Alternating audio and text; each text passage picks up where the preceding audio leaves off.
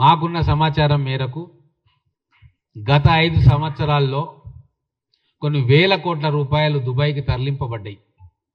తెలంగాణలో ఆర్జించిన అక్రమ సంపాదన మొత్తం కూడా వివిధ మార్గాల ద్వారా దుబాయ్కి చేరుకొని అక్కడ రియల్ ఎస్టేట్ వ్యాపారంలో పెట్టుబడులుగా మారినాయి.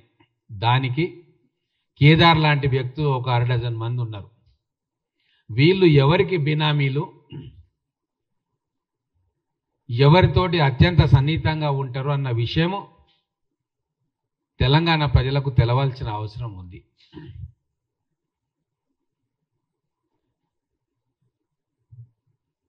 దీంట్లో రాజకీయ ప్రముఖులు ఉన్నారా, సినీ ప్రముఖులు ఉన్నారా, లేకుంటే సినిమా రంగంలో సూపర్ స్టార్లుగా వెలుగొందుతున్న వాళ్ళు ఉన్నారా, వాళ్ళ పెట్టుబడులు ఉన్నాయా?